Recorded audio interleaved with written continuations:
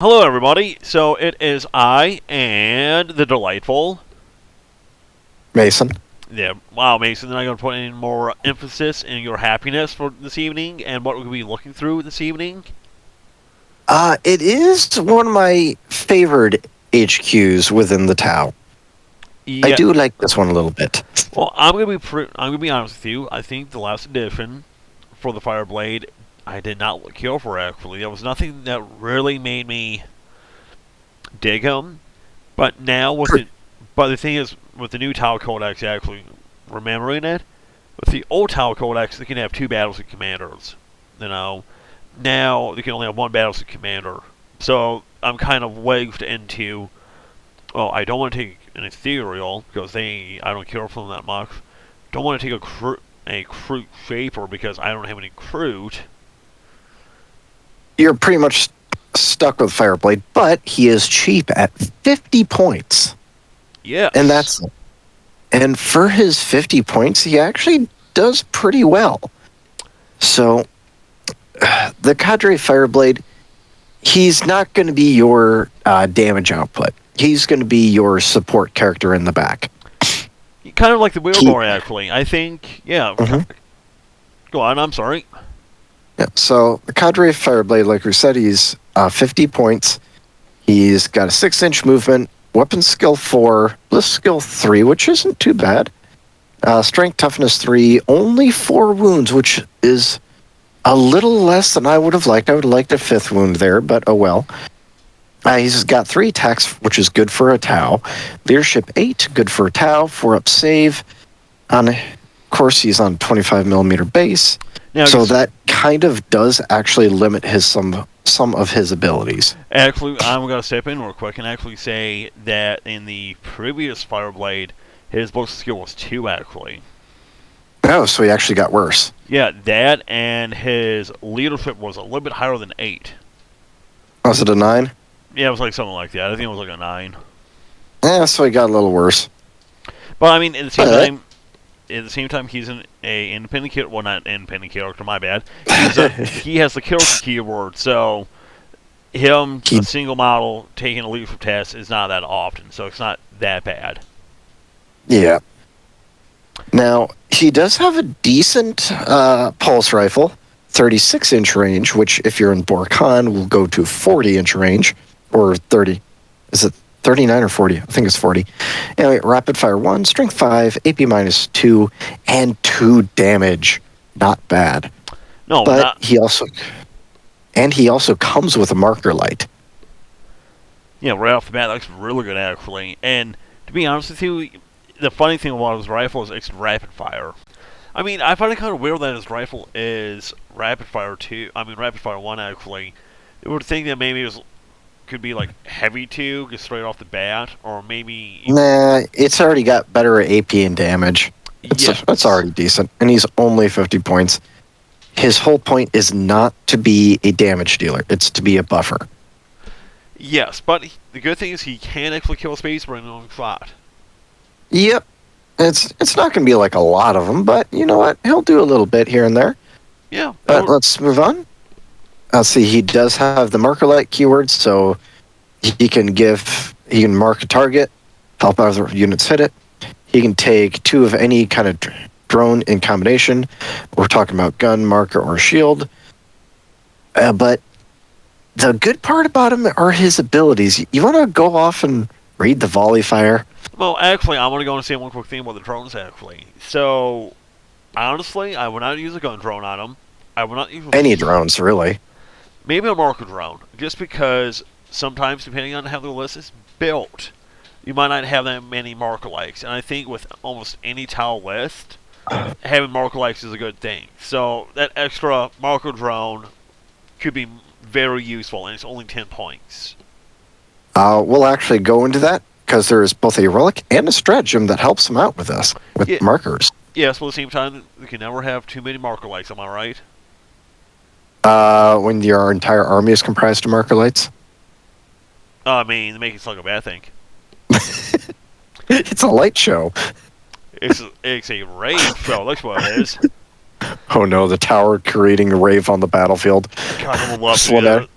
God, I would love to do that. That would be so much fun. But anyway, talking about being fun, volley fire. So when a friendly Tau Sept core unit is within 6 inches of the Fireblade, each time a core model makes an attack with a pulse weapon, and a unmodified roll of a 6 equals another hit.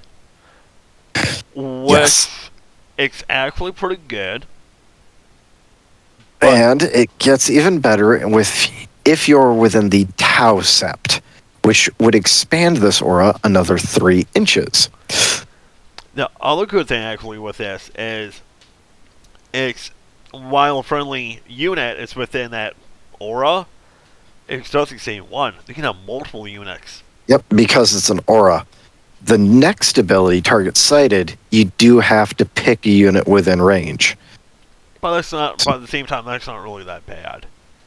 Yeah. So target sighted is in your command phase. You have to select a Sept Fire Warrior team. So this is going to be either the Strike team or the Breacher team within 9 inches, or if you're Tau Sept, it's going to be 12. Within 9 of the Fireblade model until the start of your next command phase. So this will include Overwatch. Each time a core model in that unit makes a ranged attack, reroll a hit roll of 1. Yeah, Each time a core model, not the unit, the model. Well, yeah, that is actually really good.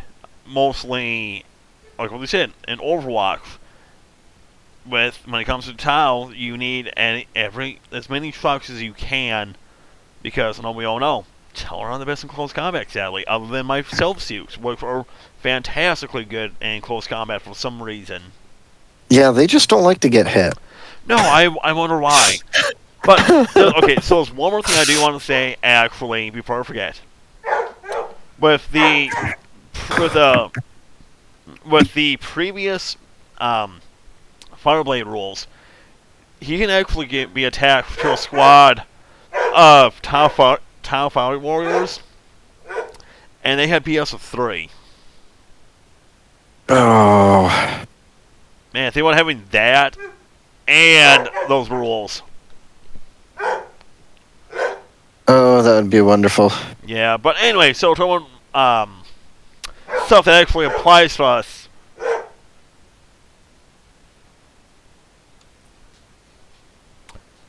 Okay, then the faction keywords. Of course, Tau Empire, Sept, whatever you choose. Infantry character, he can use the photon grenade stratagem. Yes. And of course, he is himself. Well, see, the one thing I kind of do miss actually is prior photon grenades were basically almost like frag grenades, and I like that. They like photon. I don't remember them being frag grenade level. They were very similar to frag grenades. I think it was like I remember them being grenades, but I don't remember them really ever doing damage.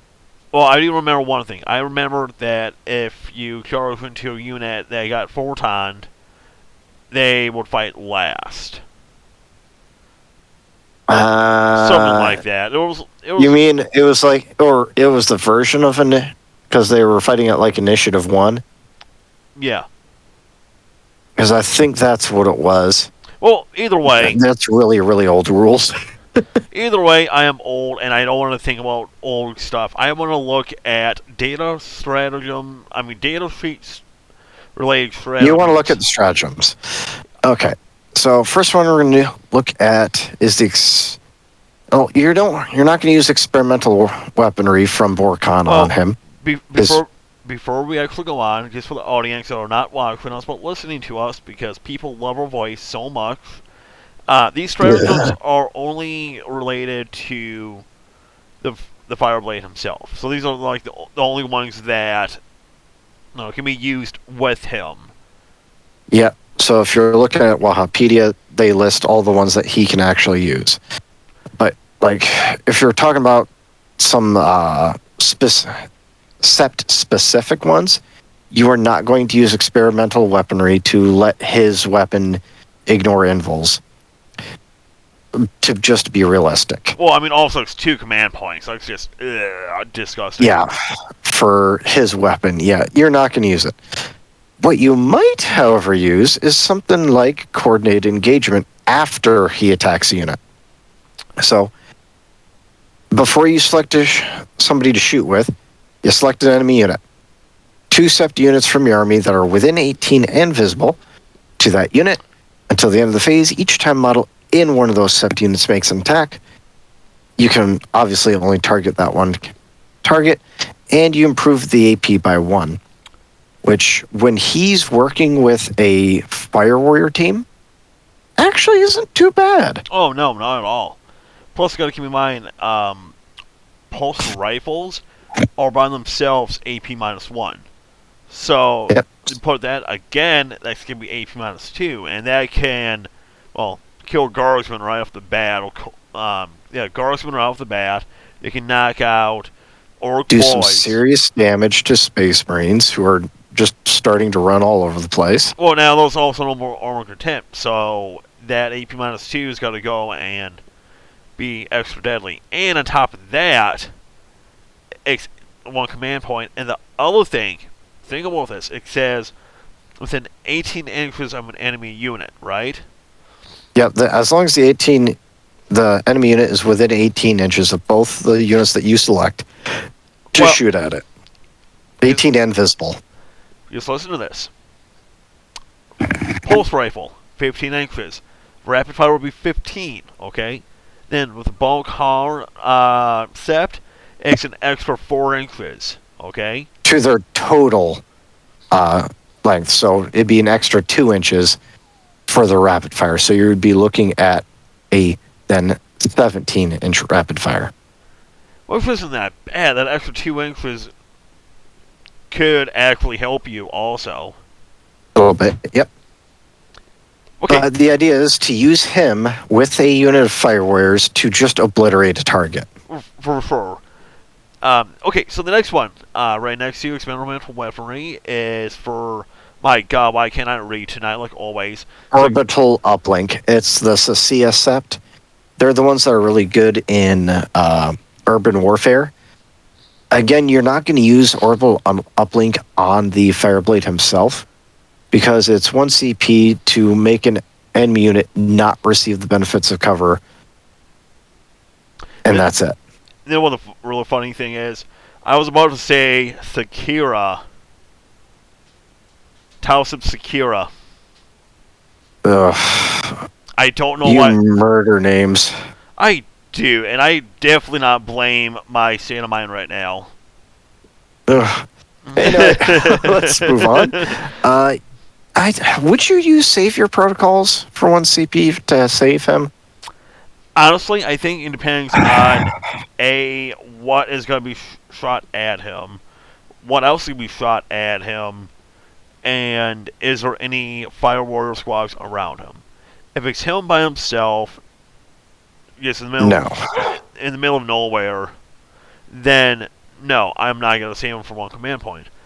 But if I do have him like on an objective by himself, or if he's next to some Fire Warriors, then yes, that would be a possibility. So it's very, very situational. Like let's just say, for example, there's 20 Chaos Marines, okay, 2 squads of 10, okay. I'm not going to use, and the Fireblade has like all of his wounds. It's going to be silly to do that, you know.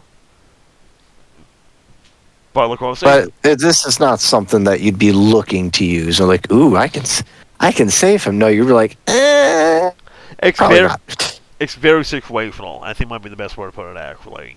Yep. So we'll move on. Of course, you have the stratagems for extra relic and extra warlord trait. We'll touch on the extra relic stratagem here in a little bit, but not right now, because there are 2 relics that we'd actually considered taking. I have used one of them on a regular basis. The other one I have considered now that I've actually played Tau Sept. Well, Mason, before we go on, see the point of it. there is other stratagems. We do have photon grenades. Yep. Do you want to look That's in? why. That's why I want to wait. Okay, I'm sorry. Yes. I misheard you. I thought they were just jumping straight Yep. into that. But anyway, Nope. okay. So you were saying? Designated. First, we'll do designated tasking. Use the stratagem in your command phase. Select a Tau Empire unit from your army that is not within engagement range of enemy units, and it contains both drone models and models without the drone keyword. Split that in 2 units, one containing all the drone models and the others with and without. So if you wanted to use this, you would first have to buy those drones for the Cadre Fireblade, which, like you said, you would consider doing if you really needed the marker lights specifically. But at the same time, In this case, if you bought the marker light drones for the Cadre Fireblade, you could then use this to have them split off and do their own thing. well, you Get can different angles. you can have up to 2 marker drones, or 2 field drones, or 2 gun drones. So the only honestly with that, yes, the marker drones would be nice to have. It's only 1 command point. I do like that. But see, So if you brought him mainly for the marker light, I could see, and bring in some marker light drones, I could see this. yes, but Otherwise, I wouldn't see you using this with him any other way. okay. So the next one would be promising pupil, because the emergency. This is the extra warlord trait. That's all it is. Oh. Yes, I am so silly right now. I am sorry, everybody. Yeah. Okay. It's just an extra warlord trait. You're probably not going to use it. Not for him. But Okay. this, now, just go to photon grenades, because I know you like this one.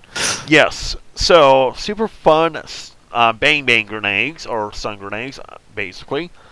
So, in the opponent's killer phase, when a photon grenade unit is selected as a target of a declared killer declared with an enemy unit, no vehicles and no monsters, because Aww. who would think that you won't be able to go and flashbang a vehicle?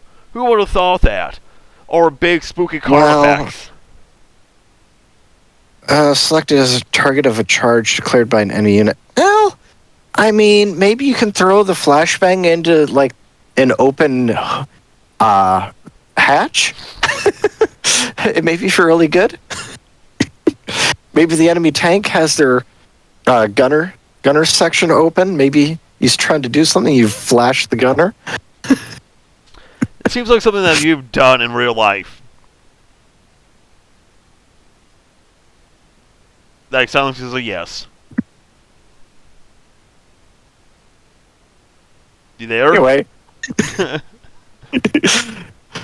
Okay. I cannot confirm or deny. Anywho, kids. So until the end of the turn, subtract two from that unit's charge rolls. Each time. Okay, so 2 inches less of a charge. Yes. Okay. And in addition to that, each time a model makes an attack, subtract 1 from the attack roll. From the tax hit roll. Yes. Yeah. Now the downside is you can change the roll modifier with the stratagem Is not cumulative with any other negative modifiers, because it can only be plus or minus 1 as defined in the main rulebook. Yes, and here's the problem with using photon grenades. Yet again, depends on who you're fighting. But if they're going against, Chaos Rings with Power Fists, or Power Fist is. well, Fist is. Chaos Terminators Like- with Power Fists, or Space Marine Terminators with Thunder Hammers. Or just regular Space Marine chainswords. No. I'm saying you shouldn't use a photon grenade fighting basically Terminators with Power Fists and Thunder Hammers, just because it's already a -1 to hit with them. Yep, exactly. Now, if it was something more like a basic attack, like for example, like what I was saying, a chainsword, yes, I think that would be definitely be Chainswords, I don't really think it'd be worth it for something like chainswords, because they give extra attacks and that would probably just go right through the -1. So I don't think it's worth using for him for the purposes of the -1 for your enemy to hit. Well, I'd say it's useful for the -2 from the charge roll to prevent the charge in the first place. Now, I can kind of see this being good for him. Yet again, it's very situational. Mm-hmm. I think if he's by himself on an objective, okay, and you have to hold that objective, And there's no other unit that could better use this. Like, he would be the lowest priority to use this stratagem, really. Right. Unless your opponent does have a special secondary objective to knock out your HQ units or your warlord. So that might, in that case, you're just trying to deny. that, and the other thing is with saber protocols, that could be also a good mix. Yeah. Again, if you had chosen to pay for the drones, yes. Right. Because remember, if you buy the drones with him and you have not separated them from the unit He gets it automatically. via the designated testing, yes, the enemy is targeting him as a unit, and the drones are just part of the unit. They just get in the way and take the hits first. Anyway, so in essence, if you take a drone or two, it's I'm assuming you're taking the marker drone, 10 or 20 points for extra wounds. Really? Oh no! Actually, so we're kind of wrong and right. So for saber protocols, if you have, let's just say they have like a unit of just gun drones by themselves, okay? Yep. But what I'm saying is, if you buy him the drones, don't separate them. You don't even have to use savior protocols. Oh yeah. No, I do agree with you with that. However, if you buy those drones for him, use designated tasking to let them get better angles or do their own thing. Right. But you keep them close enough, you can still then use savior protocols to get that back anyway. Correct. Well, that's what I'm saying. Well, I think that's all really for all the war gear. And Mason, you wanted to say something else before I forget? There were 2 relics that I wanted to look at for him that I actually think is a good idea. Okay, and those relics are? All right, so let me know when you got flipped over to there. I am definitely flipped. Okay, so I'm probably going to murder this name. Ortu's Lantern. A model equipped with a marker light only. Each time this model performs the marker light action, roll 5 additional d6s, each of which causes the enemy to gain a marker light on a roll of 3 up. He's already got 1, so for 1 marker light, you could put a possibility of 6, or for 1 model, you can possibly get 6 marker lights. The only problem is that you cannot, with my understanding of the marker light's action, because he is his own model, he cannot split the marker light action. It would all have to be on 1 target, is my understanding. Whereas if he had the drones, those drones would each be able to target something separately with their marker lights. That is correct, yes. And honestly, having basically a total of 6 marker lights on a single unit, that could be good, but that can also be bad. But I think... so on averages, you're rolling 6 dice. If you're looking for 3 ups, which could become a 2 up with a stratagem that you're probably not going to use, you're probably going to have 4 marker lights.